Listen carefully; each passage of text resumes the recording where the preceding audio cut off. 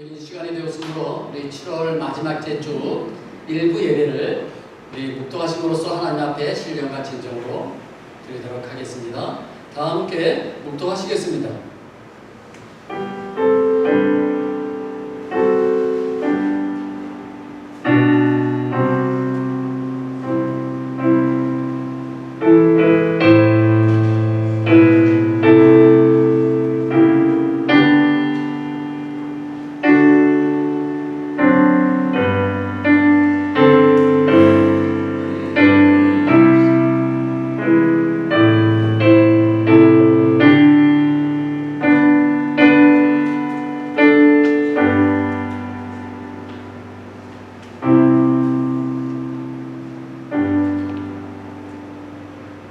여호와는 의인을 감찰하시고 악인과 폭력을 좋아하는 자를 마음에 미워하시는도다. 여호와는 의로우사 의로운 일을 좋아하시나니 정직한 자는 그의 얼굴을 배우리로다. 아멘. 사랑과 용서의 하나님 아버지, 7월 마지막 주일을 맞이하여 우리를 하나님 앞으로 불러주셔서 감사를 드립니다. 지난 한 주간의 삶을 뒤돌아봅니다. 주님의 말씀대로 거룩한 삶을 살지 못했음을 솔직히 고백합니다. 거짓과 위선 속에서 살 때가 많았고 세상과 버타며 하나님을 의지하지 못하고 살 때가 많았음을 고백합니다. 주님의 말씀에 이끌림을 받기보다는 주위의 환경에 이끌려 살았을 때가 많았음을 고백합니다. 이 시간 우리의 더러운 심령을 주님의 보혈로 깨끗하게 씻어주시고 성령으로 충만하게 채워주셔서 주에 이끌려 살기보다는 굳센 믿음으로 이 세상을 이기며 그리스도인답게 살아가게 하여 주옵소서. 주님의 피로 세우신 우리 소망장로교회를 붙들어 주셔서 이 마지막 시대에 귀하게 쓰임받는 복음의 공동체가 되게 하시고 주님의 말씀과 성령이 충만한 교회가 되어서 맡겨주신 사명 잘 감당하여 하나님이 기뻐하시는 교회가 되게 하여 주옵소서. 월요일부터 있을 여름 선교에 함께 동행하여 주시고 모든 일정을 주님께서 주관하여 주시옵소서. 모든 선교대원들의 건강을 지켜주시고 오가는 참팬들을 안전하게 지켜주시옵소서. 선교에 필요한 물질을 공급한 귀한 손길들이 있사오니 주님께서 그 손길들을 마음대로 축복하여 주옵소서. 오늘 주시는 하나님의 말씀을 통하여 우리의 심령이 변화되며 은혜가 넘치는 말씀이 되게 하시고 악한 마귀 틈타지 못하도록 이 예배를 안전하게 지켜주시옵소서. 모든 예배 순서를 주님께 온전히 의지하오며 이 모든 말씀을 예수 그리스도의 이름으로 기도드립니다. 아멘.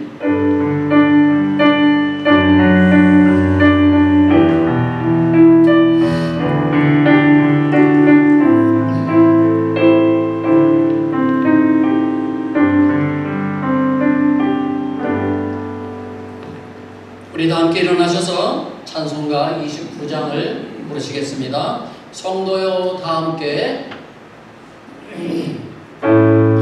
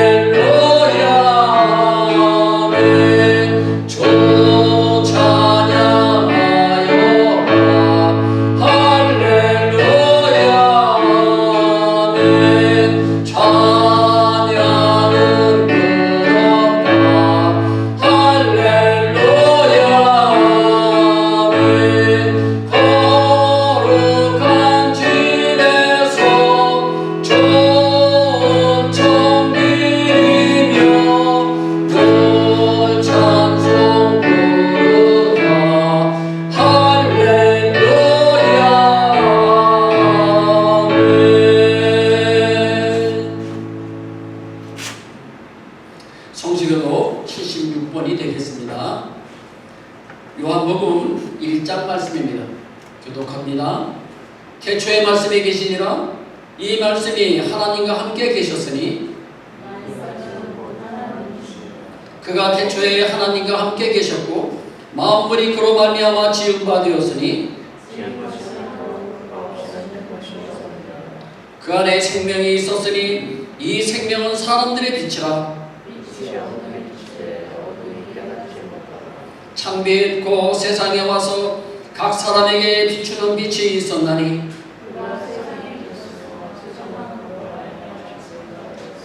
세상이 그를 알지 못하였고 자기 땅에 오매 자기 백성이 영접하지 아니하였으나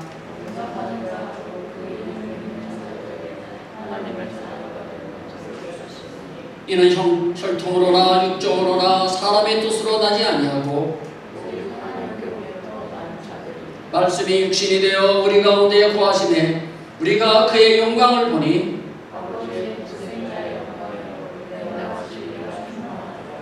아멘. 이 시간 우리 하나님 앞에 고백의 기도를 드리도록 하겠습니다. 지난 한 주간 동안의 삶을 한번 뒤돌아보시면서 하나님과 함께 동행하셨습니까?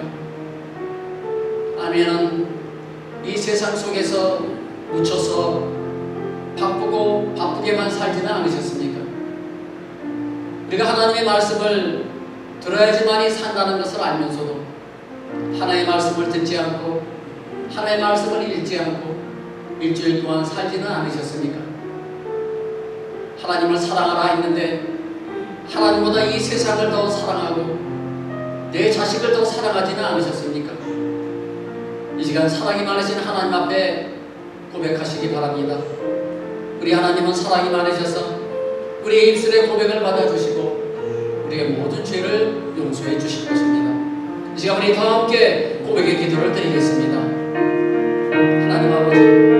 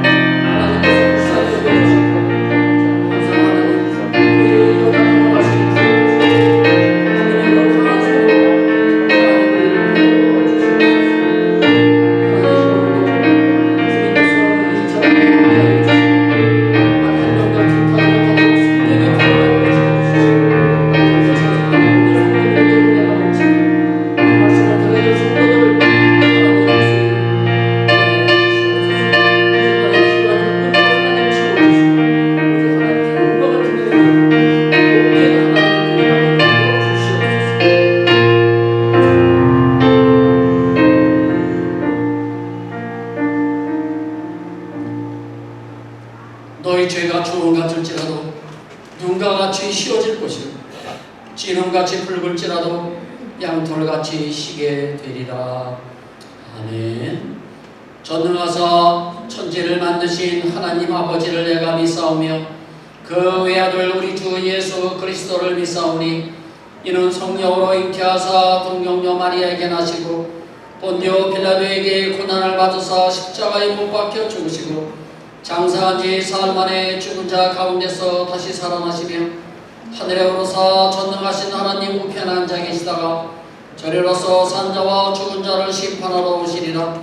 성령을 믿사오며 거룩한 공예와 성도가 서로 교통하는 것과 죄를 사하여 주시는 것과 몸이 다시 사는 것과 영원히 사는 것을 믿사옵나이다. 아멘. 우리 찬송가 151장 부르시겠습니다.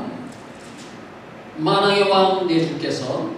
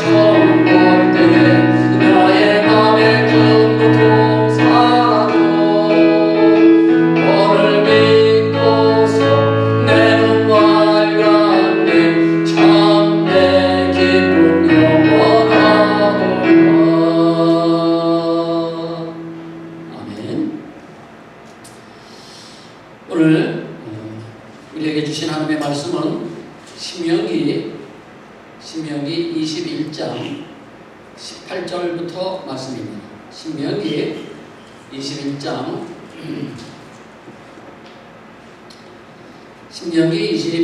18절부터 22절까지 말씀을 우리 함께 보시겠습니다. 18절부터 22절 교독합니다. 제가 18절, 여러분들이 19절.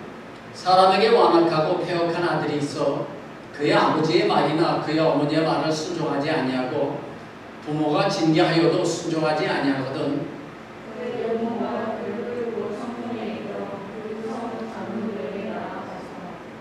그 성읍 장로들에게 말하기를 우리의 이 자식은 완악하고 패역하여 우리 말을 듣지 아니하고 방탕하며 술에 잠긴 자라 하면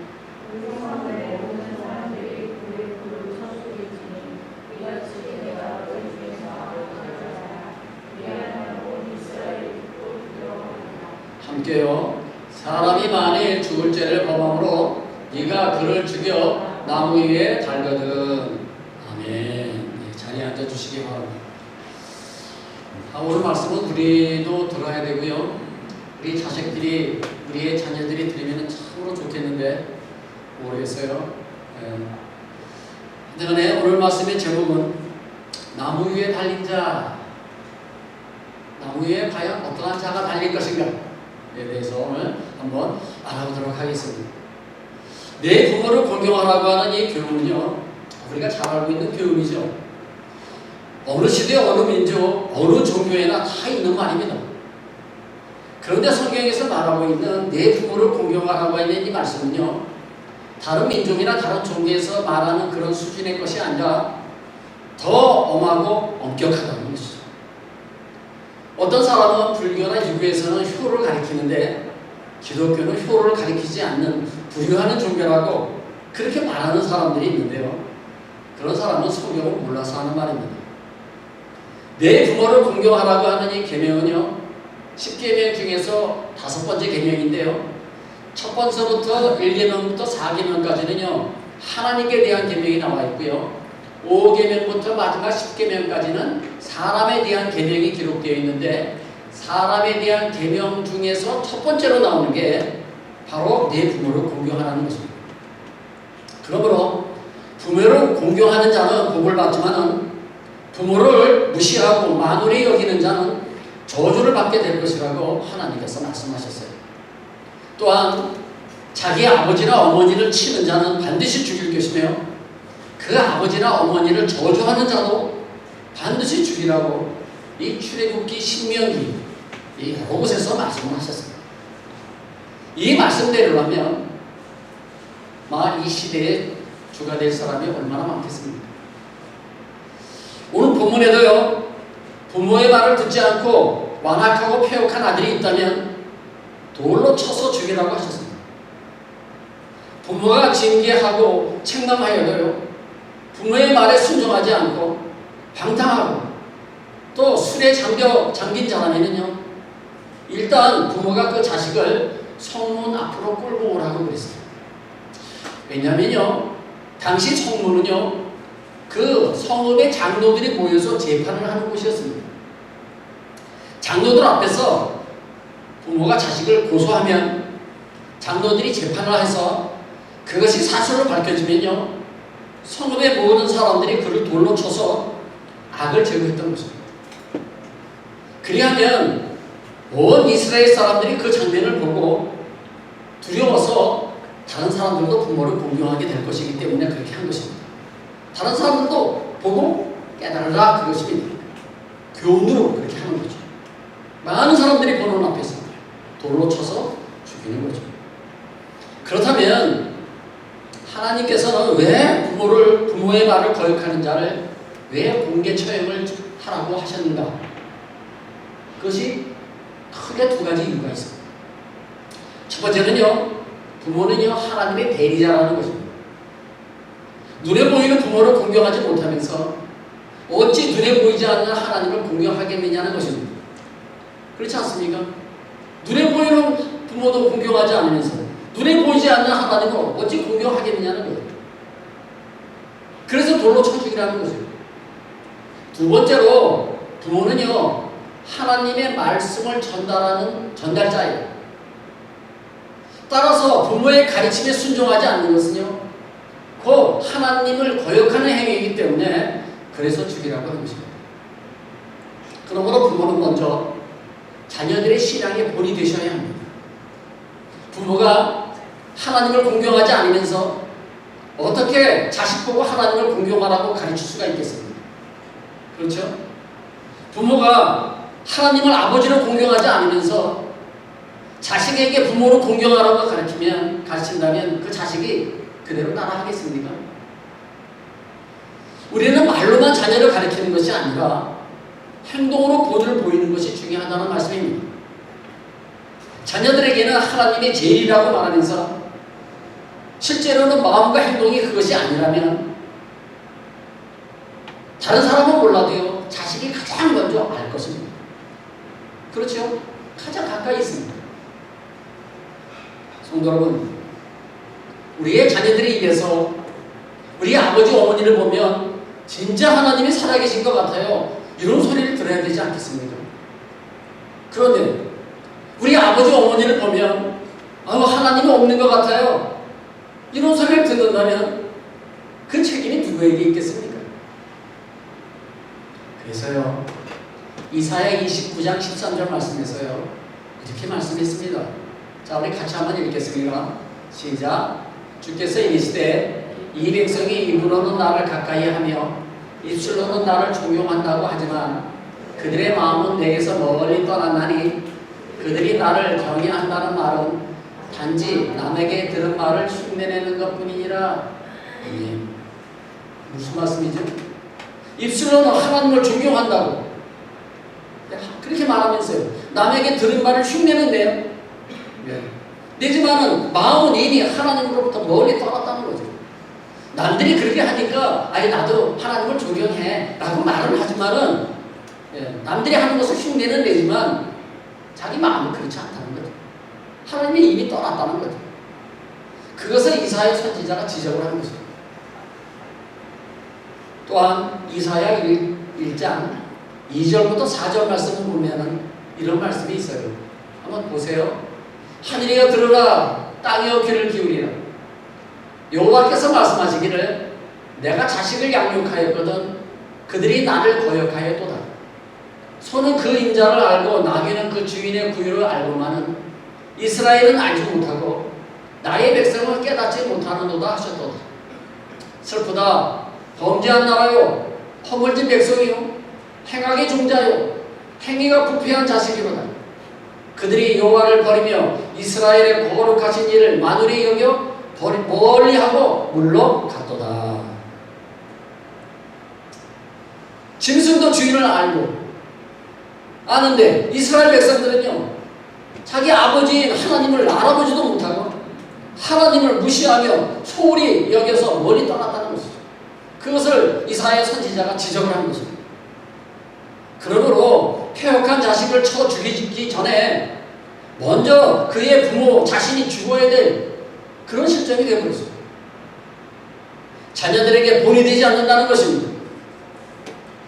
자녀들에게 본이 되지 않으면서 어찌 자녀들이 자기에게 순종하기를 바라겠습니까? 공경하기를 바라겠어요. 그래서 이사야 선지자가 지적을 하는 것입니다.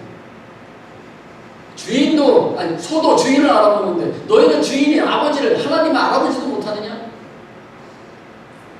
그뿐만이 아닙니다. 말라기 1장 6절 말씀을 한번 보십시오. 우리 같이 한번 읽겠습니다. 시작. 내 이름을 멸시하는 제사장들아, 나 만군의 여호와가 너희에게 이르기를 아들은 그 아버지를 좋은 그 주인을 공경하나니 내가 아버지일진데 나를 공경함이 어디 있느냐? 내가 주인이 끝났어요? 아니, 읽으시면 돼요. 내가 주인일진데 좀 전에 읽었잖아요. 다시 읽겠습니다. 제가 헷갈렸어요. 자, 시작. 내 이름을 멸시하는 제사장들아, 나 만군의 여호와가 너희에게 이르기를 아들은 그 아버지를 좋은 그 주인을 공경하나니 내가 아버지일진데 나를 공경함이 어디 있느냐? 내가 주인일진데 나를 두려워함이 어디 있느냐? 하나 너희는 이르기를 우리가 어떻게 주의 이름을 멸시하였나이까 하는도다. 아멘. 무슨 말씀입니까? 아들은 아버지를 공경하고 종은 주인을 공경하는데 너희들은 내가 너희의 아버지이고 주인인데 왜 두려워하지도 않고 공경하지도 않느냐고 그리고 책망하시는 것입니다. 그런데 그들이 뭐라고 말하죠? 우리가 언제 그랬어요? 우리가 언제 주의 이름을 멸시했어요? 오히려 반문합니다. 우리가 언제 그랬냐는 것입니다. 자기 죄를 깨닫지 못하는 거죠. 그것이 인간의 모습인 것 같습니다. 그만큼 인간이 어리석은 겁니다. 우리가 똑똑한 것 같죠? 그런데요, 우리가 모르는 부분이 많이 있는 겁니다. 하나님이 그런 부분을 지적을 하는데 내가 언제 그랬느냐고 오히려 하나님 앞에 항변합니다. 이사야나 이 말라기에서요, 하나님께서 책망하시는 것은 그들이 하나님께 예배를 드리지 않았다고 책망하는 게 아닙니다. 헌금을 드리지 않았다고 책망하는 거 아닙니다. 문제는요, 그들의 마음이 하나님을 떠나서 하나님을 공경하지도 않고 오히려 하나님을 멸시하는 것에 대해서 지금 책망하시고 있어요. 이사야 선지자는요, 하나님의 백성들이 부지런히 성전을 오가며 제물을 바치지만 그것은 마음과 정성이 담기지 않은 불의한 제물이기에 하나님께서 받지 않으신다는 것이고, 말라기 선지자는요, 하나님을 공경하는 마음이 없이 가장 좋은 것은 다 자기가 차지하고요, 남은 찌꺼기, 눈먼 거, 병든 거, 다리 저는 거, 그런 것들을 하나님께 드리니 하나님께서 내가 받지 않겠다고 그러고 책망하시는 겁니다. 혹시 우리도 그런 것을 드리고 있지는 않나요? 병든 거, 다리 저는 거, 눈먼 거, 그것을 하나님께서 책망하시는 겁니다. 마음과 정성이 담기지 않은 그 예배, 마음과 정성이 담기지 않은 예물은 마치 병든 짐승을 하나님 앞에 드리는 것과 똑같은 거예요. 그것을 하나님께서 책망하시는 거예요. 이 모습이 내 부모를 공경하지 않으면 쳐서 죽이라는 그 율법을 받은 이스라엘의 모습이었어요. 그래서 말라기 1장 10절 말씀에 보면은요, 오죽하면 하나님께서 뭐라 그러신지 아십니까? 성전문을 닫을 자가 있었으면 좋겠다, 그렇게 말씀을 하세요.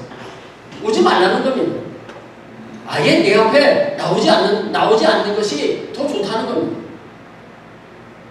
성도 여러분, 성전문이 닫히면 어떻게 됩니까?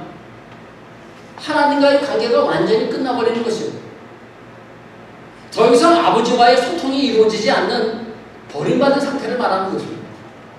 마치 부모가 없는 고아와 같은 신사가 된다는 거예요. 그러나 우리에게 희망이 있습니다.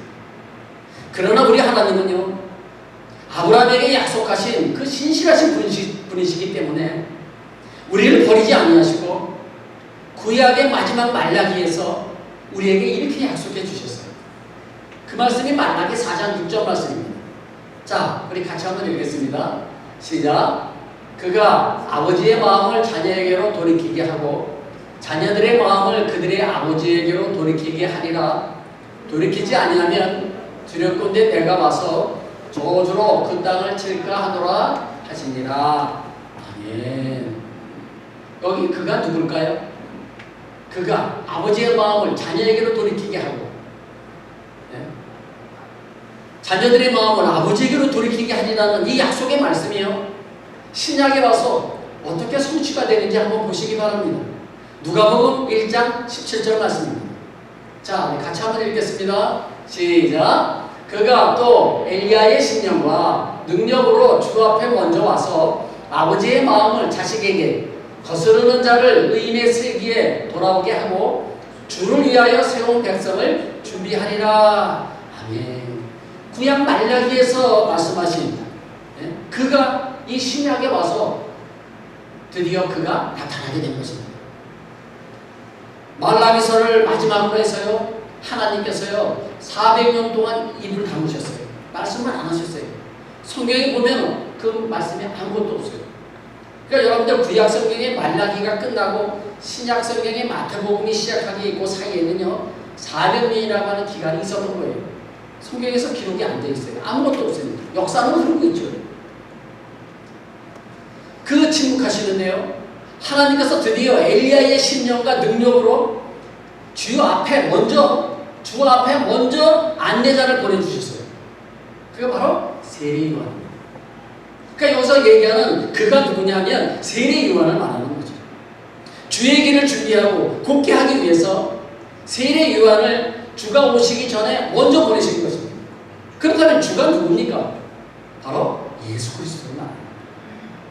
예수 그리스도 앞에 먼저 와서 그 길을 곧게 하고 준비하는 사람이 누구였느냐? 세례 요한이었다는 거죠. 누구의 마음으로요? 엘리야의 심령을 가지고 맞다는 거예요. 하나님 아버지의 마음을 자녀들에게 보이기 위해서 또한 자녀들이 아버지께 순종하는 모습을 보이게 하기 위해서 하나님의 아들 예수님께서 직접 이 세상에 오시게 된 것입니다. 예수님께서 이 땅에 오신 것은 여러 가지 목적이 있지만은요, 그 가운데에 우리를 구원하시기 위한 것도 있고, 많은 자들을, 병든 자들을 고치고, 회복, 귀신 들린 자를 쫓아내고 하는 모든 일들도 있으시지만, 예수님께서 이 땅에 오신 목적 가운데 또 하나가 바로 내가 하나님께 어떻게 순종하는지, 내가 하나님 아버지를 어떻게 공경하는지 너희들이 잘 보고 따라서 해라 하기 위해서 예수님께서 이 땅에 오신 목적 가운데 하나입니다. 구약의 율법대로 자녀들에게 부모에게 순종하라고 가르치는 부모가 하나님께 온전히 순종하지 못하였기에 이제 예수님께서 아버지 하나님께 어떻게 순종하는지를 직접 보여주시기 위해서 이 땅에 오신 거라는 것입니다. 그들이 하나님의 계명을 어떻게 순종하는지 마가복음 7장부터 한번 함께 보시기 바랍니다. 자, 너희가 하나님의 계명을 버리고, 교독합니다. 제가 8절 읽고 여러분들이 9절 읽으시면 됩니다. 너희가 하나님의 계명은 버리고 사람의 전통은 지키느니라.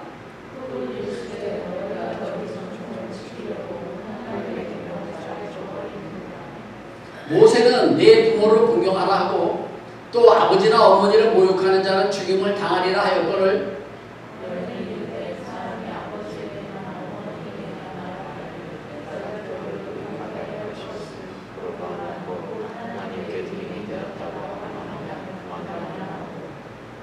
자기 아버지나 어머니에게 다시 아무것도 하여 드리기를 허락하지 아니하여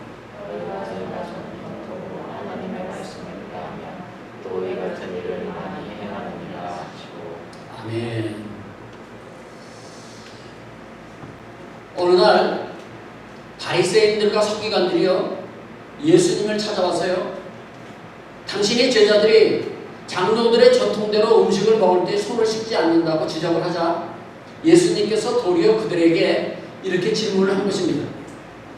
너희는 어찌하여 하나님의 계명을 버리고 사람의 전통을 지키느냐 하시면서요 10절 한번 띄워주세요. 10절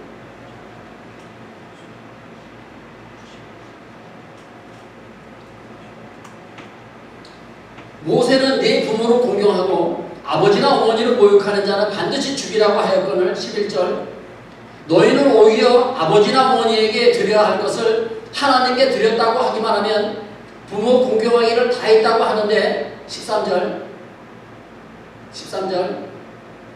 이런 행위가 부모를 공경하라는 하나님의 말씀을 폐한 것이라고 그리고 책망하신 것입니다. 이것이 그들이 전통으로 여겼던 고르반 사상이에요. 부모에게 드릴 것을 대신 하나님께 드렸다고 말만 하면 부모에게 드린 것으로 간주하는 그런 사상입니다. 예를 들면 이겁니다. 부모님에게 용돈을 드려야 하는데 하나님께 내가 대신 헌금을 드렸기 때문에 부모님께 용돈을 드린 거나 마찬가지라고 그렇게 간주하는 사상이 바로 이 고르반 사상이에요. 그들의 전통이었어요. 그러니까 하나님의 말씀을 폐하고 그리고 자기네들 전통을 그대로 지키는 거예요. 그것을 예수님께서 책망하신 것입니다. 그거는 부모를 공경하는 것이 아니라는 거죠. 이는 부모님께 마땅히 드려야 할 것을 드리지 않아도 된다고 하는 핑계거리로 삼은 것이라고 예수님께서 책망하신 것입니다. 단지 그것은 핑계거리야. 그렇게 말씀하시는 거예요. 이것이 바로 입술로는 하나님 아버지를 공경한다고 하면서 실제로는 하나님을 공경하지도 않고 또한 부모님 대신에 하나님을 잘 공경하고 있다고 하면서도 실제로는 부모님을 무시하고 만으로 여기는 자들을 책망하시는 예수님의 말씀인 것입니다. 이런 모습이 우리 안에 숨겨져 있는 악하고 미련한 인간의 모습인 것입니다. 만약 어떤 가정에요, 아들들이 다 아버지를 공경하지 않았는데 한 아들만 아버지를 공경해요. 그러면 나머지 아들들이 어떻게 하겠어요? 그 형제를 미워하죠. 우리는 안 하는데 왜 너만 그렇게 열심히 부모님께 순종을 하냐? 그리고 따돌림을 당할 게 뻔합니다. 아니, 죽임을 당할 수도 있어요. 그 이유가 뭡니까? 아버지께 순종했다는 거예요. 왜 너만 하느냐? 그거죠. 당시에도 그런 일이 있었어요. 그래가지고 형제를 죽이기도 했습니다. 시기하는 거죠. 이런 악한 세상에 참으로 하나님 아버지를 공경하시는 분이 오시니 사람들의 거짓된 공경이 다 드러나게 된 것입니다. 예수님은 죽기까지 하나님 아버지께 순종하셨습니다.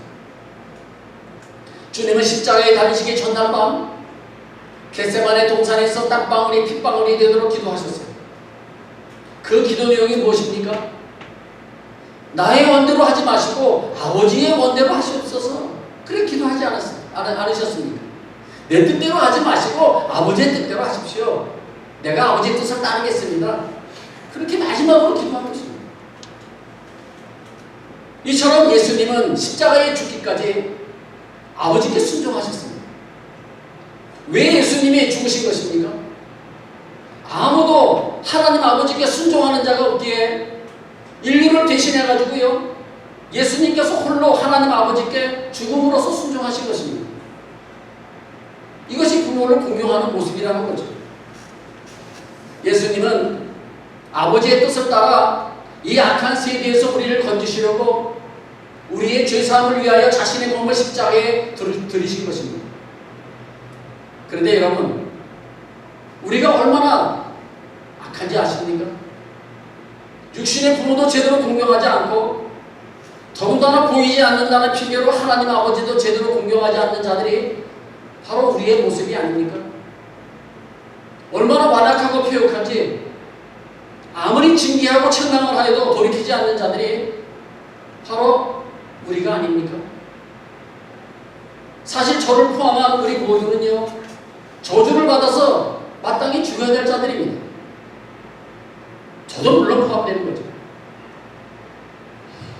우리는 오늘 22절 말씀처럼 벌을 받아야 합니다.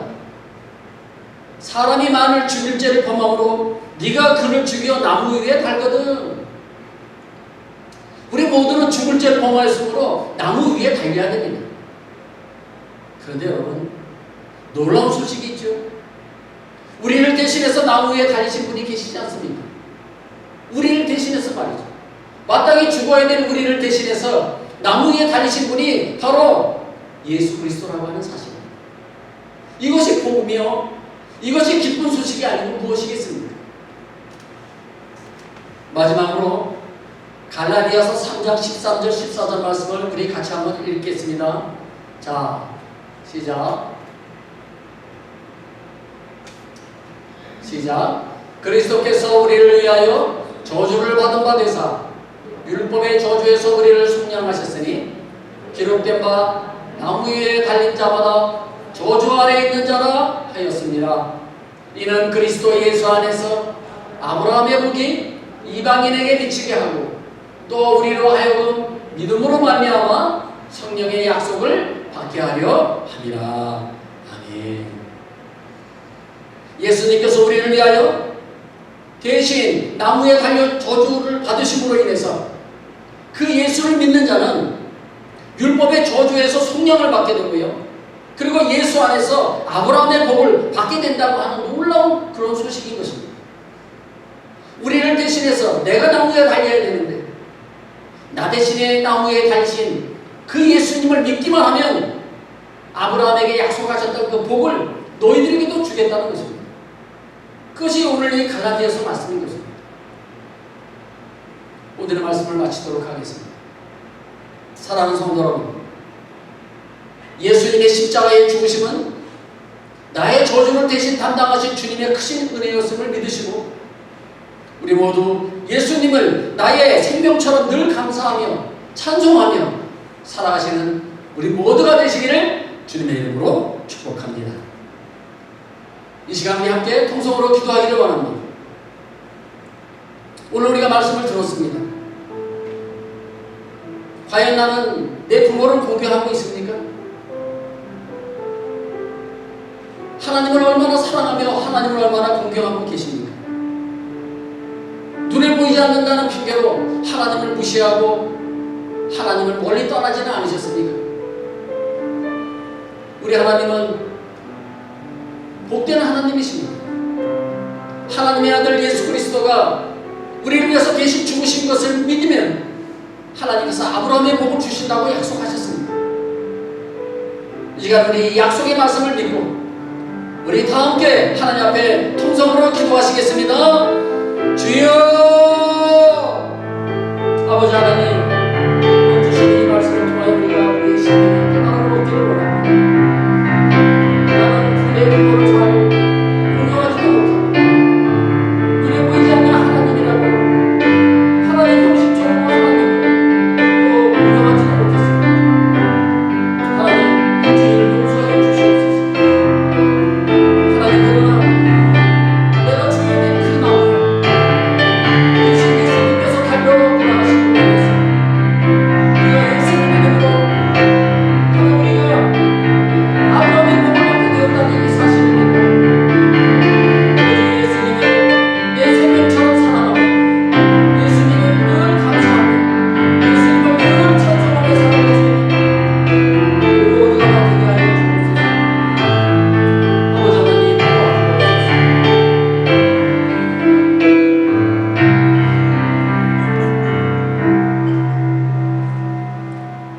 내 부모를 공경하기를 원하시는 하나님 아버지, 육신의 부모님도 공경하지 못하고 하나님도 온전히 공경하지 못하는 우리를 용서하여 주시옵소서. 마땅히 나무 위에 달려 죽어야 할 우리를 대신하여 하나님 아버지께 순종하기 위하여 십자가에 달리신 예수님을 우리가 생각합니다. 우리 죄를 속죄하신 예수님을 늘 가슴에 모시고 감사하며 생명처럼 여기며 찬송하며 살아가는 우리 모두가 되게 하여 주시옵소서.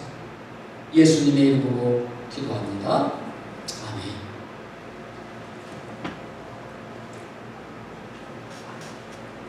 우리 찬송가 144장이 되겠습니다.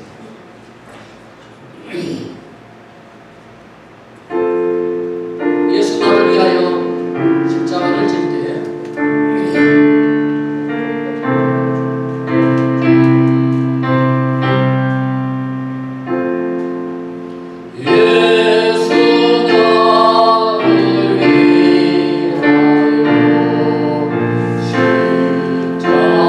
십자가를 질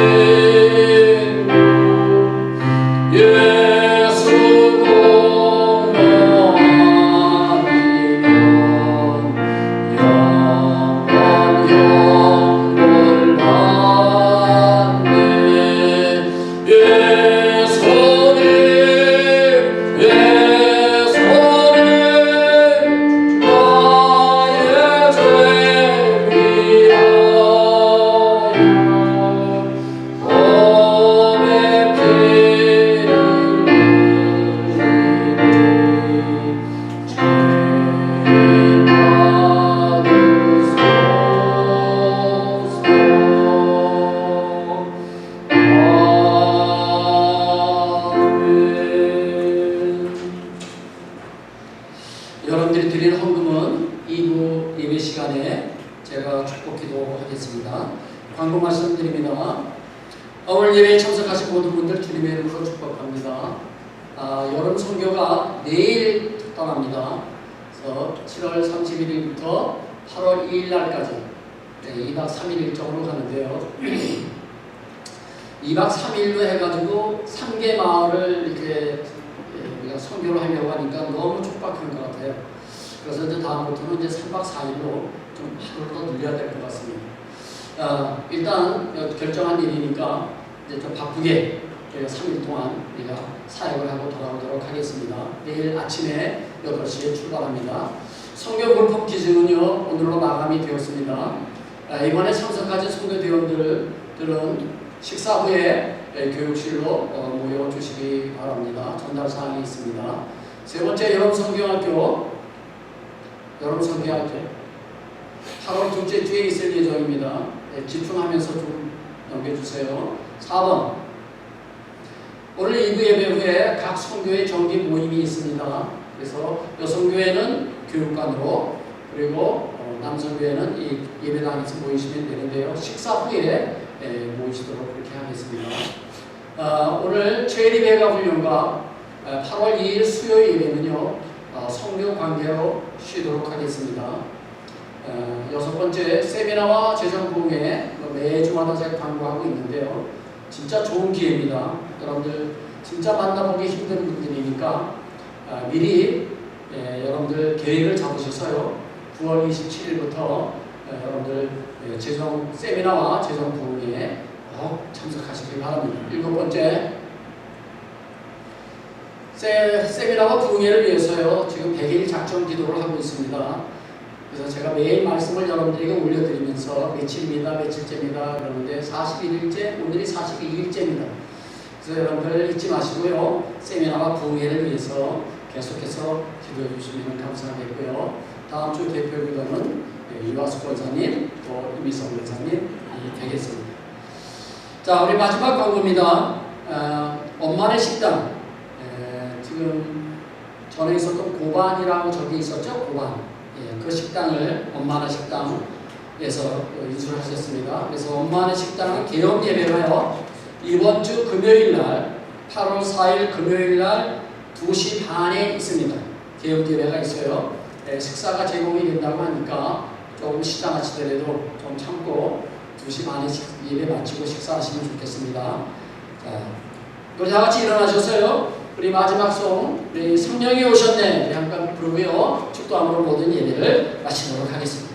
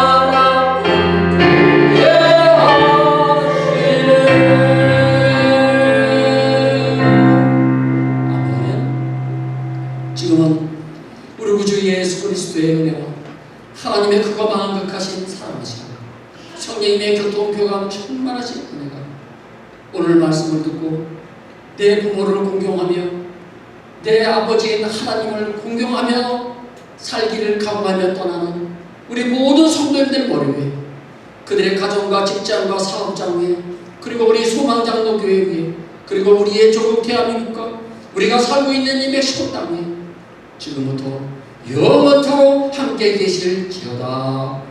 아멘.